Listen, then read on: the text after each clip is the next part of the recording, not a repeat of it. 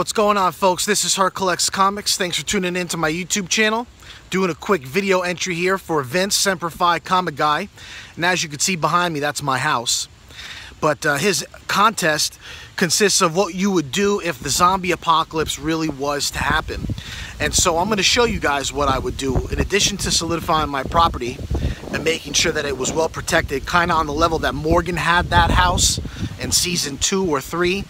That little town that he secluded and put booby traps all over the place so that if anyone did try to run up on him, you know, he would be able to protect himself. That was at the time when he was writing on the walls clear. He had really lost it.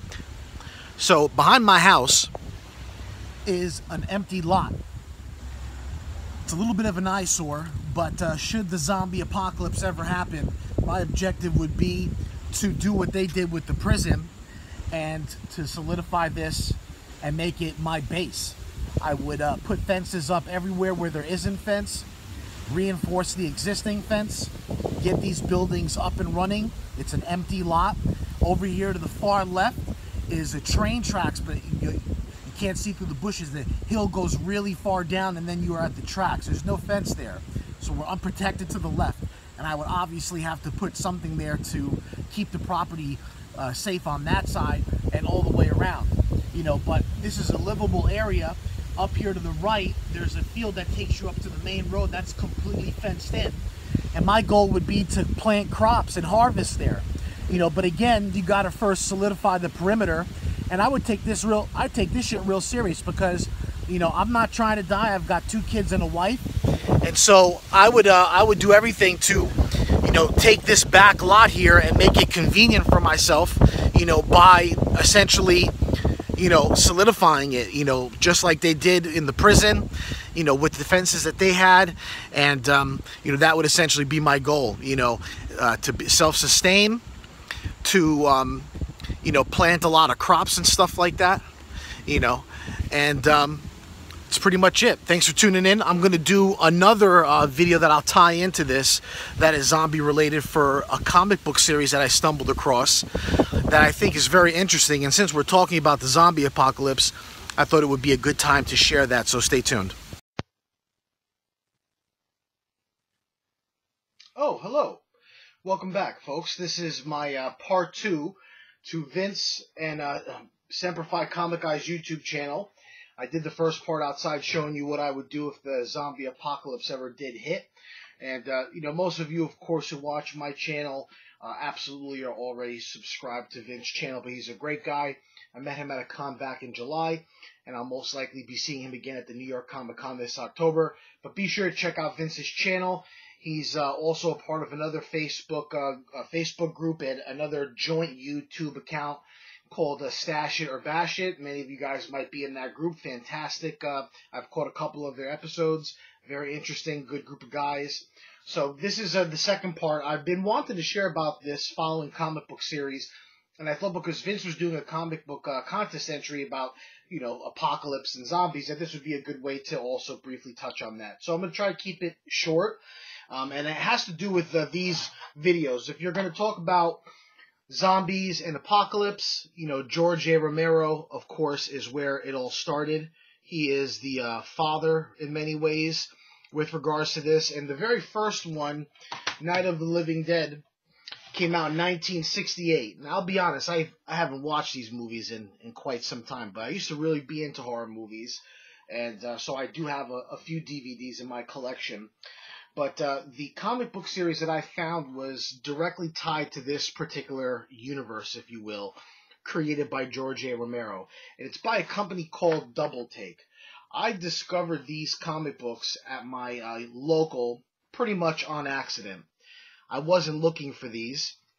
And they just caught my attention because they're kind of like between the size of a comic. Well, they're about a comic book size, but they look more like a magazine. And so I picked it up, first this one here, Z-Men, All the President's Men, and it caught my attention. I bought one copy, and when I read it, I was so thrilled by it and how unique and different it was that I went back and bought another 2, one of which is this, Dedication, and the third one, for whatever reason, I've misplaced. But basically what these guys did was Double Take, and I'm just going to go to their website so that you can hear it directly from them, and just bear with me a second. It says, Double Take is launching a new comic book universe. We have assembled 10 teams of talented writers and artists and asked them to start their stories in the world established by the Night of the Living Dead. It says here, but if you love the classic film, you won't be disappointed. You know, essentially that what they're doing is that we let our imaginations and our zombies run wild. Mostly these are new stories, star new characters. But again, if you like the old film, you won't be disappointed. You can follow your favorite film characters from their appearances to their dying breaths to their first baby zombie steps. And what they did was they started with a universe of 10 different titles, all of which take place in Evans County, Pennsylvania. Okay, so you can see this here. And in the back of the issue, they have a little map here that shows Evans County, Pennsylvania, and the different comics that revolve around that particular part of Evans County and what's going on. There's a unique story with a girl who is recording live on air, and I believe that one, forgot the name of that title. It's called Remote Number 1, and her whole journey is basically doing live broadcasts while the zombie apocalypse is happening. And then Z-Men here, which was the first one that I read, takes place with 2 federal agents that are dispatched to Evans County to look into what is becoming a problem for President LBJ. Again, this is all taking place in the mid-1960s. And another thing I want to share here real quick, which is also pretty cool, if you go to their website, doubletakeuniverse.com, they basically have the original Night of the Living Dead movie that you could see on their website frame by frame. It's a total of 582 frames, and you can basically click from the very beginning as that guy and that girl Barbara are driving to the cemetery, and they start to, you know, walk through the cemetery, and he said, "Oh, Barbara, they're coming for you, Barbara." Of course, you guys remember that if you saw the movie. And so the dialogue is there as well in print, and so it's a really cool way for you to see the movie, you know, and in a different kind of a way, this horror classic. And this series revolves around that movie. What's also pretty cool is that inside, for each comic, they have these weird advertisements. And so if you take a look at this one here, it's basically showing you how to make a classic onion dip, Swiss fondue, deviled eggs, and they're legitimate recipes, along with a few cocktails there, which is very interesting. Also very pretty artwork. This one revolves around a grocery chain, a store called George's, and it revolves around what's going on in here. This one is a little bit weirder than the other one. I think out of all of them, I enjoyed the Z-Men the best. But they also have this thing here called Then and Now, which shows different statistics from the 1960s to now. For example, the childhood obesity in 1960s was 9%, and in the 2010s it was 39.9%. Another cool thing that they do in the Then and Now is give you some statistics with regards to world population. So these things are also, they're interesting, they're funny, and they're also informative because they're infusing real American history, real statistics in the comic book, magazine, whatever you want to call it. So, for example, in 1966, there were only 850 McDonald's locations. 2015, there's 36,000. Walmart, there was 24. 2015, there was 11,495. Apple locations, 0 in 1966. And 2015, 453 locations. So just gives you different kinds of fun statistics like that. You know, and again, the very unique storytelling, all zombie-centered. You know, the zombies are, again, it's different. Don't go into it thinking The Walking Dead. I think that's kind of become like the staple. I mean, of course, The Walking Dead's a fantastic series. You know, but there's, of course, other zombie, you know, genres and storytelling out there.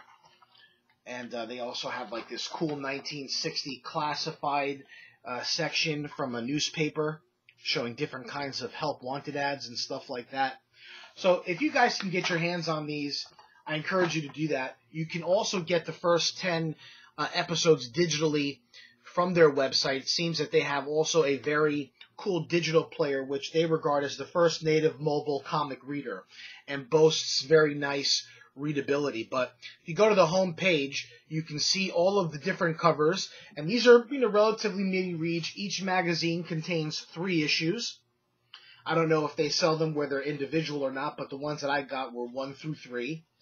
So this one, for example, is Z-Men, All the President's Men, 1, 2, and 3. And another thing that was great, this was a very good read, by the way. I mean, if you guys are going to get any of them, I encourage you to start with this.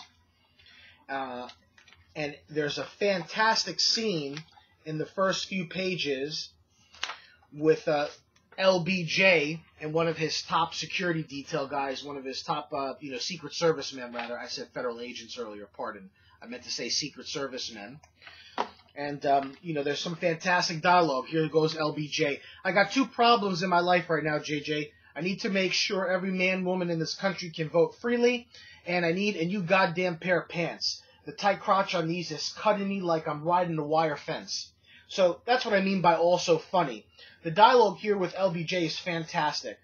And, what ends up happening is this conversation with one of his head Secret Service men leads to dispatching 2 agents to go out to Evans County to check out what's going on with what is now becoming a problem for LBJ's administration, and that is, in this small part of the country, there seems to be some kind of a zombie outbreak, and the news is no longer able to be contained, and he wants to prevent it from further getting out.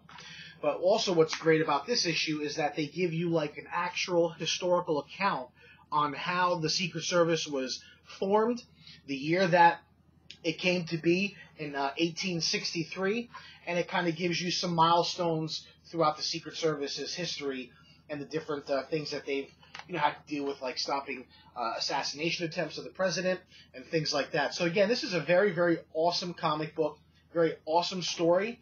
Again, in the same vein of the Night of the Living Dead. And there are basically a whole bunch of different comic books that are being written by different teams of creative teams that are essentially telling this story and expanding upon it as well. So also some cool kind of like individual comic strip panels filtered throughout the books. So definitely check this out. So I wanted to just add this into my previous video for Vince's contest entry. And that's pretty much it, my friends. Again, you can check out their website, doubletakeuniverse.com. I encourage you to do that because, again, this is very unique. This is creative. This is different. And that's one of the things that, is nice about comic books is that you have, the main 2, the mainstream stuff, Iron Man and Captain America and, Batman, who are loved by all, but there's also so much different stuff out there, indie publications, unique stuff like this that I've never even seen before and stumbled on by accident. So, always, if you guys like comic books, but also like zombies and apocalypse stuff, and if you're a fan of George A. Romero's original masterpieces, I encourage you to check these out. Don, out in Florida, I know that you're a big zombie guy. If you want, my friend, I'd love to send you a copy of these. I have some extras. So be sure to hit me up if you want one. I'd love to mail you one. And that's it, my friends. Thanks for watching. Catch you guys down the line.